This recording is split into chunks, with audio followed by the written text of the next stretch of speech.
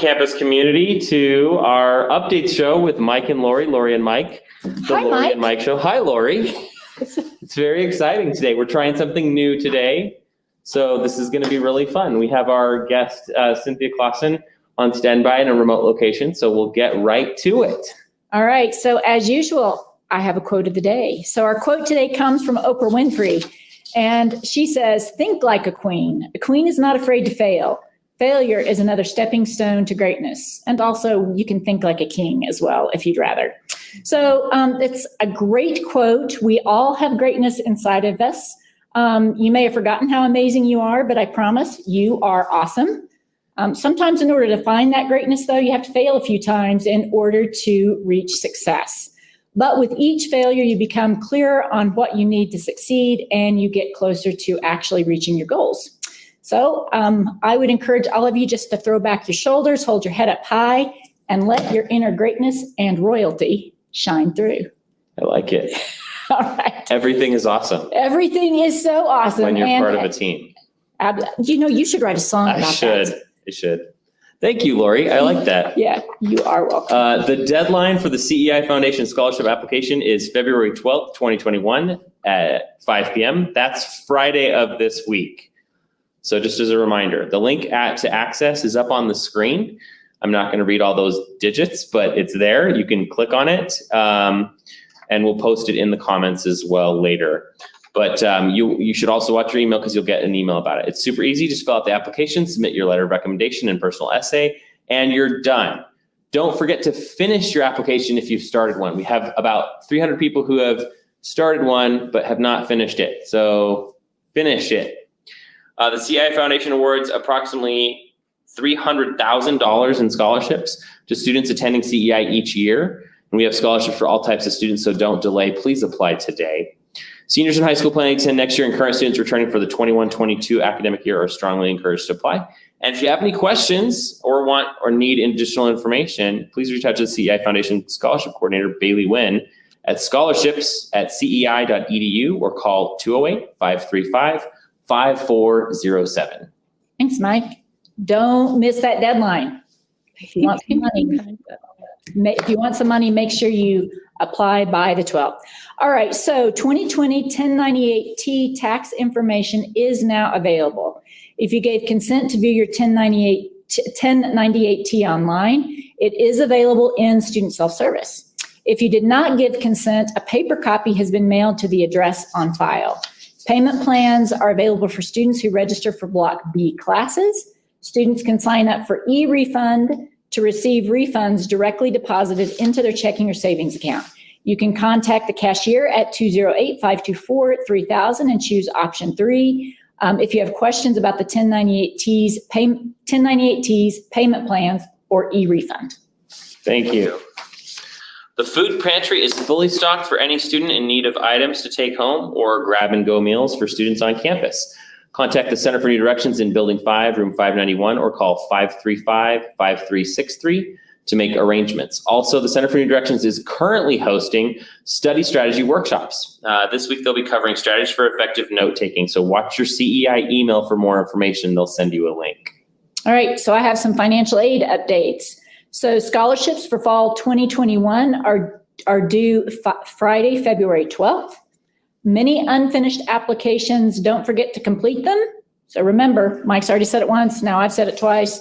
February 12th, lots of unfinished applications. So maybe if you think you've already applied, go in and just make sure you've hit submit, you've crossed all your T's and dotted all your I's. And it's no problem to send an email to scholarships@cei.edu to confirm. If you have questions, right? For more scholarship information, you can call 208-535-5616 or go to the financial aid or the foundation office, both of which are in Building 3. And if you need aid for spring, it's not too late to complete a FAFSA for the late 8-week classes for spring or summer 2021. You're going to be using your 2018 income. FAFSA for fall 2021, spring 2022 is now open. Complete it now so you will be ready for fall 2021. Don't delay, don't procrastinate. The next check release for refunds will be mailed after February 11th, 2021. That is correct. I've got some more. More and more and more. Block A, early 8-week classes. The last day withdraw from those without grade penalty is Friday, February 12th. Withdrawing from a class or a few classes can affect your satisfactory academic progress. So, in consequence, be sure to check with financial aid before you drop classes to see how you will be affected. Withdrawing from all classes will cause a payback to your financial aid. Please contact the FA office to discuss your options of potential payback. First-time students, first-time borrowers that have accepted student loans, funds are available for 30 days and will be released after February 11th, and refund checks will be mailed after February 16th. Watch your email for notification if your refund is coming. And then work-study positions are still available and open on campus. Positions start at $10.50 an hour. Hours range from 10 to 19 hours a week, and they're flexible with class schedules. Please contact financial aid to apply for any other questions, 208-535-5447. Thanks, Mike. All right, so now I have some continuing education updates. So back-end coding camp starts February 17th, and there is still time to register. Front-end coding boot camp starts on March 24th. Safety Fest, we are so excited that we are going to hold it, but it will be virtually from March 9th to 11th, and registration opens February 10th. These are free training conferences from around the state. So we are very, very excited. And they're very well done. done. So if you're in that industry, it's really good. Really good. There's still space in these community education classes, CPR and first aid, and it starts on February 13th. This week we have cooking basics and QuickBook basics. So if you have more questions about how to register or anything to do with continuing education, you can call our Workforce Training and Continuing Education Department at 208-535-5345 for more details. So I got a special announcement. CEI's 4th semester registered nursing student blood drive will be held this time at the American Red Cross Blood Donation Center. That's at 1165 East 17th Street on Thursday, March 25th, 2021, from 10 to 3. If you have any questions, contact Melanie Monroe at 208-240-2230. That's Melanie, MELANIE .Monroe, MONROE at CEI.edu, or Dylan Webb, Dylan.webb with 2 B's at CEI.edu.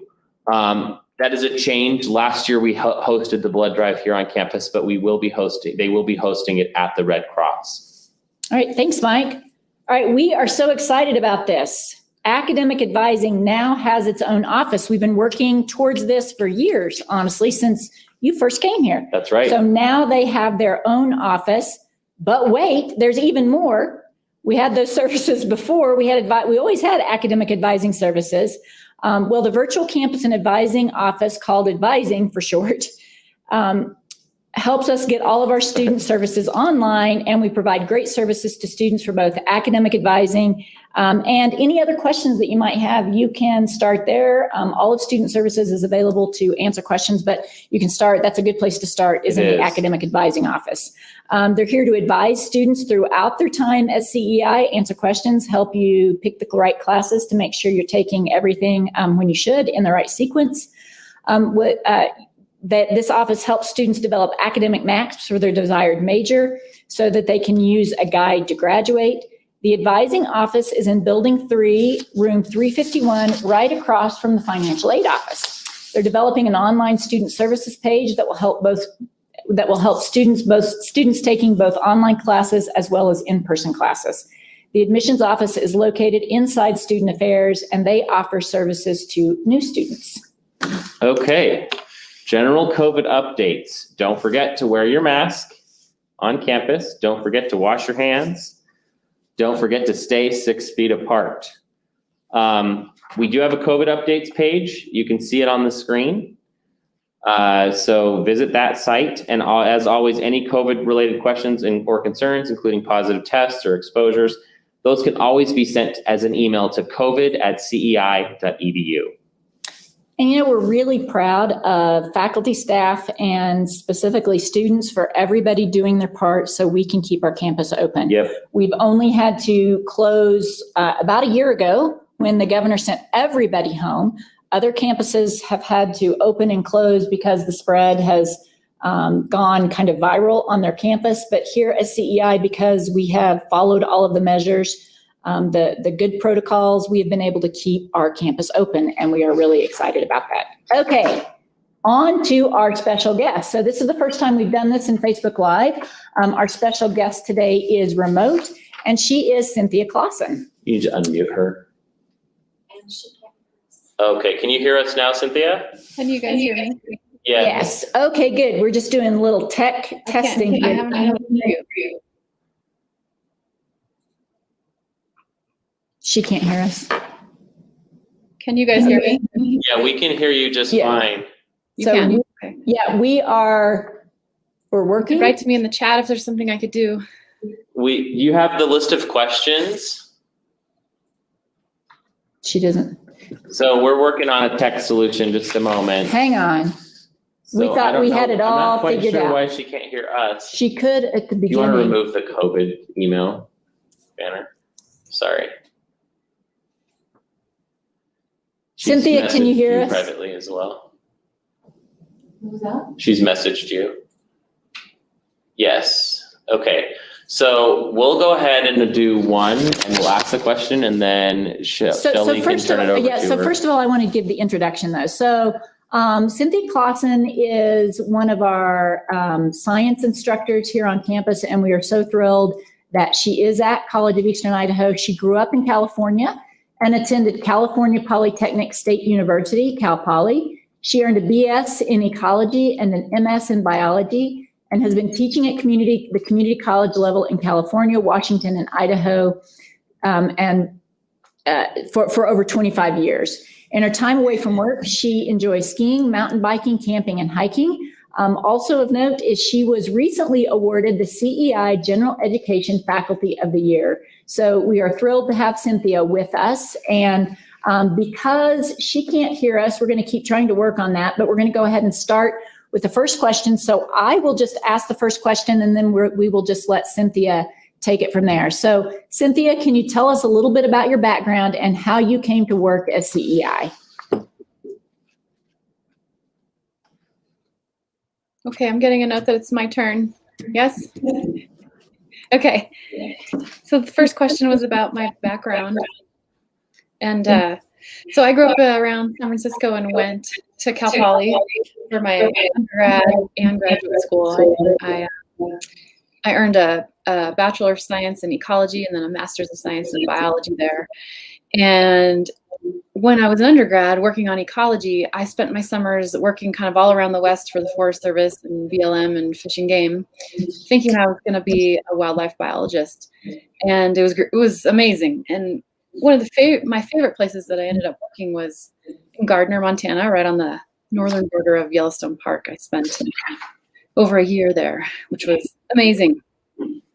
And then after grad school, I ended up earning tenure at a brand new college in the Seattle area in Washington. And it was great. And then I just realized that I didn't love the commute that I was doing through traffic, and the weather was tough on me. I grew up in sunny California, and it was the opposite of that. And the job was great, and in some ways not so great. So one night I came home, and I said to my husband, like, I think I'm done. Like, I think it's time to go somewhere. And he's like, you're crazy. You have a house with these jobs. Like, you're not. And I was like, okay, well, I see that. So I let it go, and like I didn't say another thing. And then like 6 months later, maybe, he came home from his commute, and he said, I'm ready. And I was like, okay, great. So we took spring break and we went on a road trip to try to find out where we wanted to go. And we both grew up skiing, and anyway, we ended up in Driggs. And I kept my job and taught online since that time. So I've been teaching online, solely online, after we moved for about 12 years. So here we are in Driggs, and I'm teaching online for these colleges in Washington, thinking I'd never get to teach face-to-face again, and knowing that iTech was there.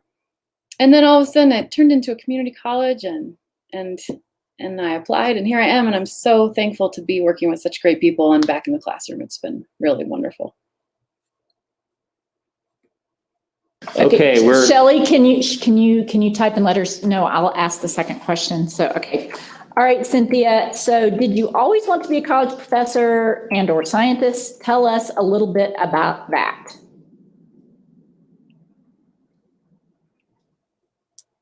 Okay. The next question I think was about something about me being a scientist and a teacher, right? Yeah. So, okay. So, I love this have I always wanted to be a scientist question because I grew up with my parents, obviously, and my dad was a physician and he was a pathologist, and he had a funny way of inspiring me and my brother and my sister. So he would bring home these body parts. Like when I was really small, he'd bring home like lungs, like he'd bring a healthy lung home and a smoker's lung home, and he would just like, bah, like set them on the table, the kitchen table where we ate dinner, right? And he'd be like, kids, you know, so, this is the deal. And my brother and sister were like, disgusting. I can't believe you just did that. And I thought it was the best thing ever. Like I'd sit down with my dad and we'd look at the, whatever he had brought home. He brought home all kinds of stuff. And that was my first, I think, inspiration to being interested in how the body worked. And then combined that with, I've always liked to be active and outside. And so I really got interested in the body, what, you know, all the pieces and parts and how they worked. And teaching, I never really knew I wanted to be a teacher until grad school hit. And when grad school hit, the way I paid my way through grad school was student teaching. And I became really close with 3 or 4 of my professors, and they all, I'm so thankful for this. It's like the first time in my educational career that I can look back and say, those teachers inspired me. And too bad it wasn't before grad school, but I still got it, which I will never forget. And they all, I don't know, they all gave me a lot of teaching assignments, but beyond that, gave me a lot of like above and beyond work to do around teaching, like creating new labs, creating new lab manuals, lecturing in huge lecture halls, which grad students didn't typically do. And I was hooked. It was like 1 quarter into my grad school, 3 years of grad school. And I knew that's what I wanted to do.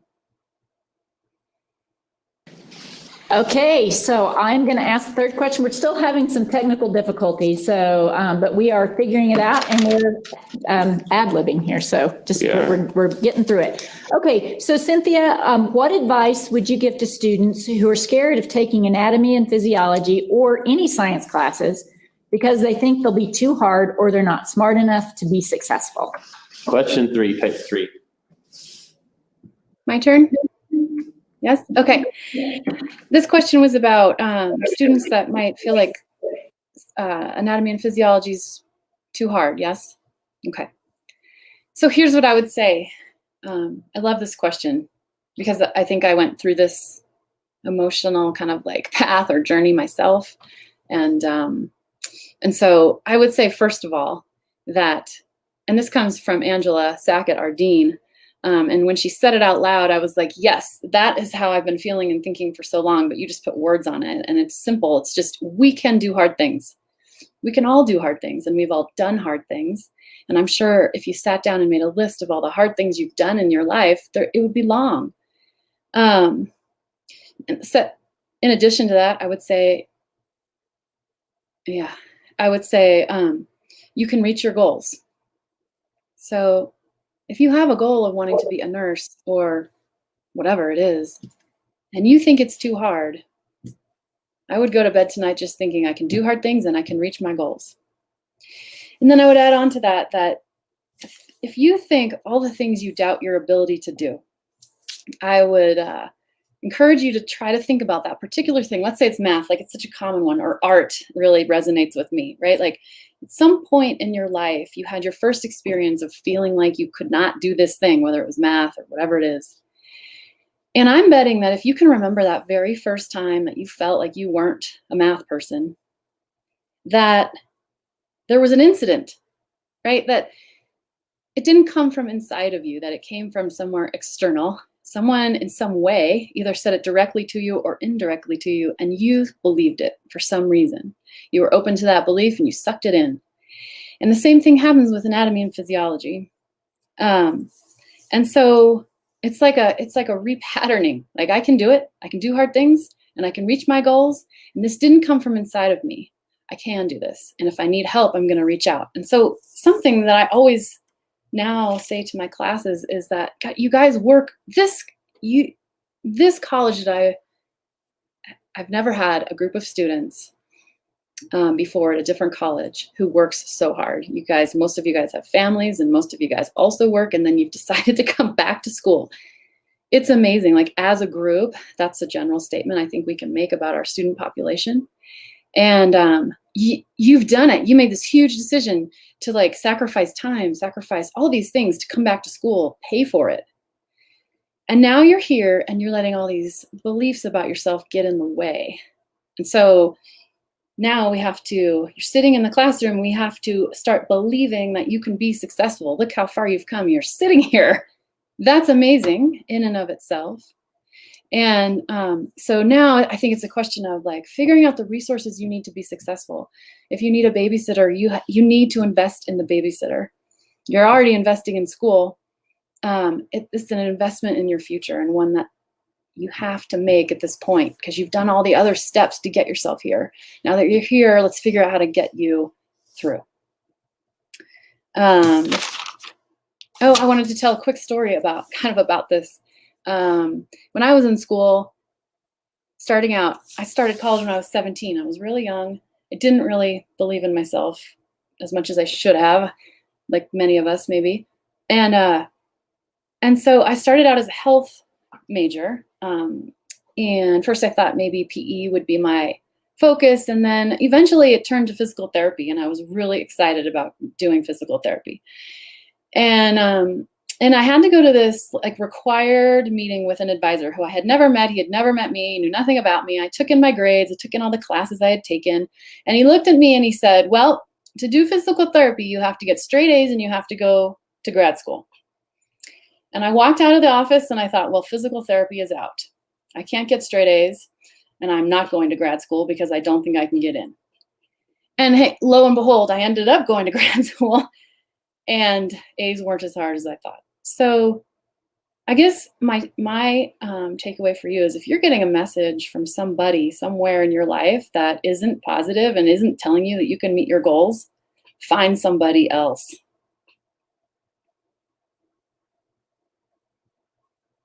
Yeah, thanks. Yeah, that's really great advice. So you're also a health and wellness coach. How does that help inform your teaching, and what general advice would you give to our students about healthy eating and exercise?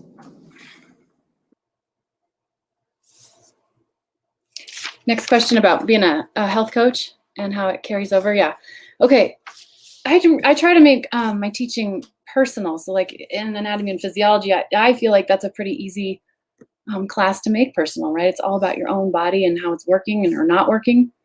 And so, so if we're talking about, let's say, the cardiovascular system, I think it's pretty standard for an instructor to then relate that system to disease. Like, well, okay, now let's talk about heart attack and stroke and hypertension and all the things that can go wrong with cardiovascular system, which I do that.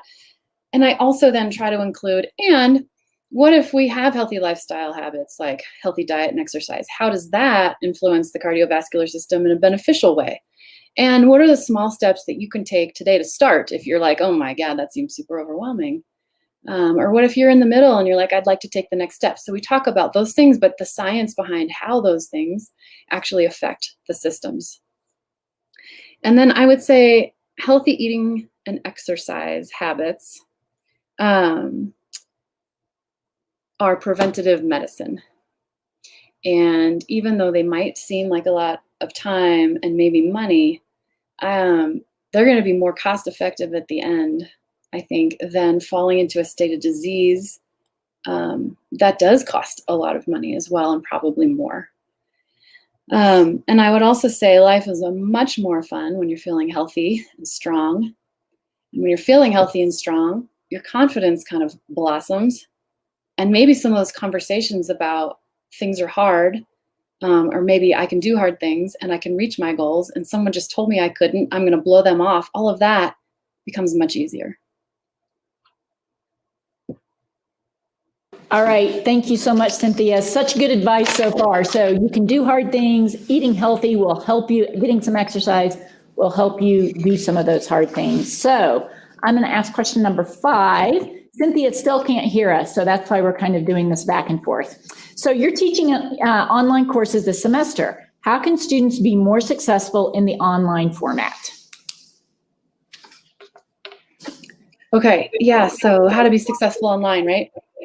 Okay. A few things.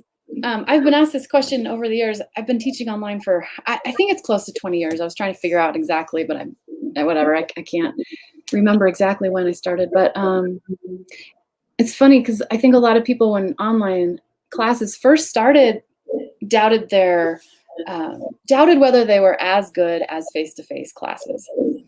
And so I got a lot of questions about that. And they were always these sneaky questions. I felt like people were trying to pick my brain to see if it was good enough, but they weren't directly saying like, don't you think that's kind of, not so good?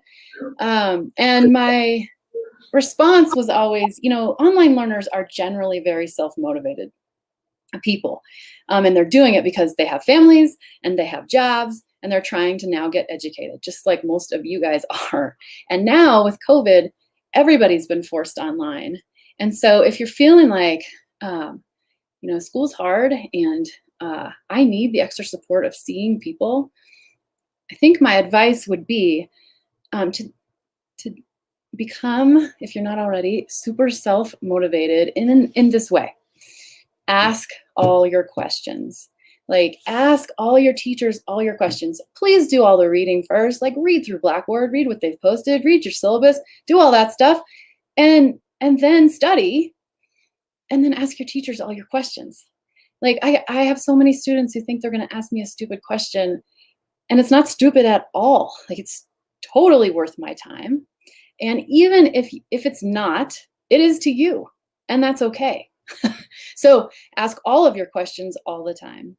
Another thing I would say is make connections with other students in your class. Like if there's a community discussion board, or if there's some way to connect with other students in that online class, if you're someone that really benefits from group work or collaboration, or even just having someone to call when you have a question, or when you're like, oh my God, I just failed that exam and I'm freaking out and I need a person and not an email, make those connections. I think that can be really helpful and powerful. The last thing I was thinking is that I think we underestimate the amount of time an online class requires. So let's say you're taking a 3-credit class face-to-face. The assumption for a college class is every hour you spend in lecture, you spend 1 to 2 hours outside studying. So if it's 3-credit class, that's 3 hours in the classroom, plus maybe 2 hours more for each of those classroom hours. So 6 hours maybe studying for a total of 9 hours. So if you're taking just a 3-hour class online, you may need about 9 hours to do all the work and study to integrate it all, to understand it and be successful on whatever assessment your teacher's asking, whether it's a paper or a test or a quiz or whatever you're doing. And if your class is 5 credits, that ups the ante. So do the math, figure that out. You can do hard things. And then put it in your schedule. So open up your book and schedule it. So here's where a lot of my students run into trouble, right? You guys have no time because you're working and you have a family. And I think this is the rub, and I think it's the rub for all of us, but you made it here. You have a goal. You might as well put in all of your resources to become successful. So if you need daycare, if you need family to help you, if you need whatever you need, do it. And make sure your teachers are on board and they're understanding what you're having to do to get it done, and ask your questions so you don't spend an hour studying something that could have been a 3-sentence email. So figure out how much time, put it in your calendar, block it out, and protect it like crazy. That's what I would say. So Cynthia, that's such good advice. Mike's got the next question, but I would also add to that, check out CEI's available resources that can help you. Like we just got the C Campus Federal Child Care Grant. So there's money to help you with childcare.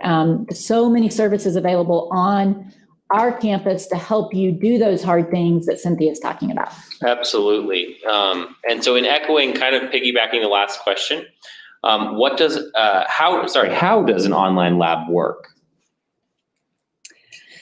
Okay, online labs, how do they work? Okay, great.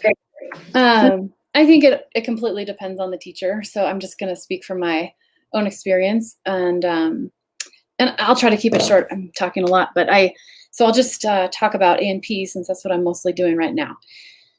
So anatomy and physiology labs, in my mind, have a few components, and we've, as teachers, traditionally done those certain things a very certain way through many, many years of teaching anatomy and physiology. And those three things are: we look at slides and we identify what we're looking at. We identify all the structures in the body. So if we're looking at the digestive system, we need to learn all those structures and what they do. And then the third thing is, how do those structures carry out their function? So as an online teacher, I just have to be able to identify, like, what is it that my students need to get out of lab? Those are the three things I've identified. So for microscope slides, I gotta tell you, I don't even know how many years ago now, before Google was amazing, I had this microscope that you could put a camera on top of. So you take the oculars off, like the pieces that you look through with your eyes, and you screw this camera on, and then you put the slide under and you take a picture. So every single slide we looked at in all of my classes, I did this for. I took a picture, and then then I'd upload it, and then I'd label all the things, and then I put it in. Remember the old slide projectors? You guys might not even know what I'm talking about, but like you, yeah, right? So then I had a slide projector, and before each class, I'd project the slides, and I was so excited about this, and it took me hours and months to actually get it all done. And now Google blew me out of the water. I just threw my slides out, just not so long ago, last time I cleaned out my house, because all I have to do is Google histology of the kidney labeled. And I've got 25 images that are amazing. So yeah, that's how I take care of microscope images in online labs. And I don't expect you to Google it and find the image. I will find the image that I think is the best and with labels. And then on tests and quizzes, I bring one up without a label and ask you to know what it is and what the things are. Then the next piece of A&P labs is knowing where all the structures are. And there's so many online resources for this. It's amazing. And lots of 3D images you can twist and turn, so you get that three-dimensional perspective. In class, you would be learning that on a model, probably. And so those are very three-dimensional. You can take them apart, you can put them back together, but some of these resources online are just as good. And so we've been searching, our department's been searching for good stuff, and I think we've found a lot. And then the third piece of lab, at least in my breakdown, is how do these structures work? And I've gone through I've searched through a lot of different stuff. And honestly, I don't think very many places are doing this part very well yet. But I think we found a good resource that steps you through lab simulations. And really the important part to me is not maybe that a student, at least at this level of A&P, has perfect lab procedure or can pipette down to the thousandth of a microliter. That's not it for me, anyway. For me, I want you to understand how the system works. So how does the pancreas work? What does it do? What are the hormones? How do they influence the body, for example? And so you get onto this software and it'll tell you, I just drank a soda for lunch and this is what my pancreas did, and you have to choose the right thing. And then you see oh, blood sugar just went up. Okay, so now we want the pancreas to release insulin. So you click on that. And then the pancreas releases insulin and you get to see all the cells open up and the sugar get absorbed. And then the thing will ask you, what's the next step? And you have to choose the next step. So that's how I'm doing online labs. Thank you so much, Cynthia. So much good information. Man, this is amazing. Okay, so Cynthia, question number 7, who is a scientist in history that you admire and why? Okay, 7. This was when I first read the questions, I was like, oh, I don't know, there's so many. I was so excited. I was like, well, there's famous ones you could choose from, but there's like my dad, or, there's my like high school biology teacher who was a crazy old man and I'll never forget him. But anyway, I ended up choosing Rachel Carson. So Rachel Carson is this woman who I so greatly admire, just love her. So she was very famous. She was not a high school biology teacher. She wrote, she was a conservationist in the 1950s. And she wrote this series of 3 books about the ocean. And her whole, I think, goal was to connect people with what she saw as, beauty in the ocean environment. I mean, it's such a like rough, it's on the East Coast. Anyway, like, a rough, cold, it can be not that welcoming, but the way she wrote about it was just kind of beautiful. Anyway, after she wrote those books, she wrote this book called Silent Spring. And Silent Spring was a bestseller, got translated into many, many different languages around the world. And it was about how the chemicals we were using to grow crops were killing bird populations. And so from this, she writes this book, and she really targets certain chemicals, and DDT was one of them. DDT was a chemical that was affecting many bird populations, but the bald eagle population was one of them. And through this book, we ended up passing laws that changed the way chemical companies function. And she got so much resistance from chemical companies, you can imagine. She was this tiny little woman, right? I mean, take yourself back to the 1950s. My mom was born in 1945, and my mom talks about how a woman could not get a credit card without her husband's signature. She could not own land, she could not own a business, and she had 3 career choices. She could be a teacher, she could be a secretary, or she could be a nurse. And I'm sure that is maybe an exaggeration, but not a big one. And I don't, on the dollar, women earned much less. And here's this tiny little Rachel Carson. I think she was like 5 feet tall and 100 pounds, making these huge statements. And the chemical companies really came after her. But she made this huge impact. And bald eagle populations are great, just example, because they ended up coming back from us banning DDT. That is really wonderful. And I think, so sometimes we read Rachel Carson's Silent Spring in my ethics class. And I just want to say that I think of her as like the Upton Sinclair of the 50s. Oh, no kidding. That's a great analogy. Anyway, I've got the next question. What are your 3 main study tips for student success? Okay, study tips. So number 1 is to figure out how much time you need for each class, set aside that time, put it in your book. So we've already talked about that. Number 2 is what I always talk about in my classes when I hand the first exam back. So here comes the first exam back, and it could not be exactly what you wanted it to be. And there's so much pressure on especially A&P classes because so many of my students want to get into nursing school and you need to get a certain grade. So your test comes back and it's not the grade you wanted. So I would say that failure, whatever that is, it could be a B, but in your mind it could be failure, is information. That's all, right? So in my class, it's worth, off the top of my head, it's close to 1,000 points in my class, and the first exam's 100 points. It's not a big deal. It's not going to take you down. So if you didn't get what you want, you get information, because the whole goal of the first couple years of your education is for you to figure out how you learn the best. So if whatever you did to study for that first exam did not work, now you know it doesn't work. And maybe you need to go to your teacher and tell them what you did and ask them what to do different. Or even like, what are general strategies that I could try to study differently. But the key is that when you fail, you learn. And learning about yourself is the most important part of it. How do I learn best? So next time exam 2 comes up, you try your next thing. Don't go back and do something that didn't work the first time. It didn't work. It didn't work for you. Try something new. See what you can do.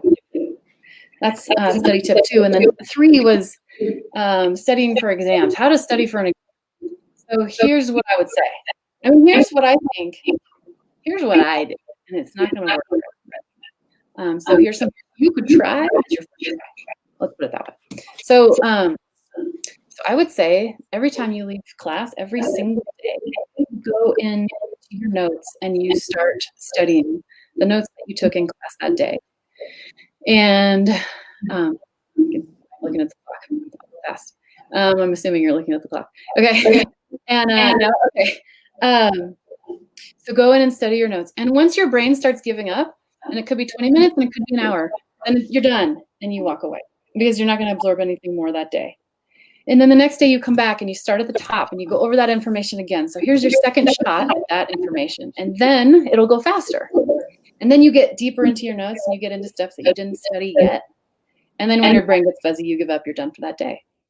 And here you are, you're getting to learn how long your brain can focus, how long your brain can focus on different subjects, because some of us can, I can focus on science for a long time compared to other stuff, a lot longer. So you are learning things about your brain as you do this.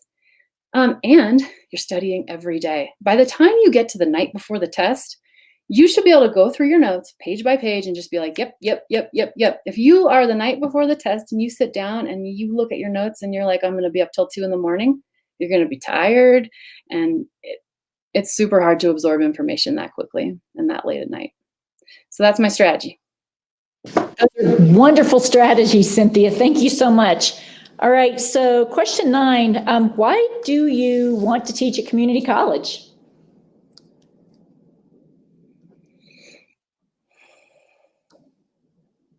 Number 9, okay. So there's this process in science called cellular respiration. And if you don't know what that is, if you haven't heard that term before, you can just be like, it's whatever, like some hard concept. Think of it that way. But anyway, when I was in school, I'd walk into like Bio 101 and they talk about cell respiration and I didn't get it. And then I'd walk into like wildlife management and they talk about cell respiration and I didn't get it. And then like the 5th class I walked into and they're like, this week we're going to talk about cell respiration. I was just like, I don't get it. Like it is so hard. And I think I kind of swore to myself at that point, like this does not have to be that hard. There's got to be a way to break this down step by step, piece by piece, and have the pieces link together to make sense. And I personally think sometimes when people are so smart and they know so much and they come in and talk about a concept that they've done 1,000 times, that they don't remember how to go back to the beginning and make all the small pieces fit together. And that's what I love about teaching. So that's what I try to do. And when I bring cellular respiration up, half the class is like, holy Toledo, like that's the hardest thing we've done all semester. And I'm like, yes, it is. It is the hardest thing. And let's start at the beginning. Let's do it again. So I would say that. And I would say that I chose the community college because that's where I get to do that. Like I didn't necessarily want to go do research. I wanted to teach and be with students and get to do just that. And I've done that for a long time now. I love the mission of the community college, and I believe in educating our people of this country and the world.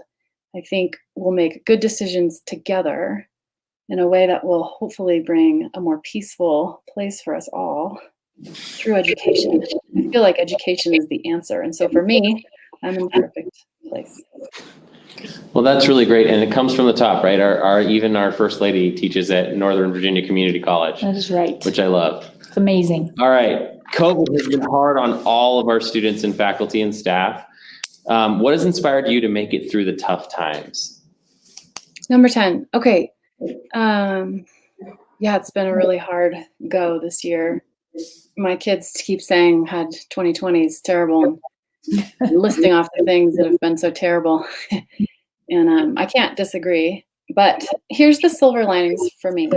Like I am getting together on Zoom with old friends. Like I didn't even have that notion in my mind before. Like all of a sudden I get to see them and hang out, and like we live down the street because it's the only way I see people down the street. So might as well, do that with my friends back in California and Washington as well.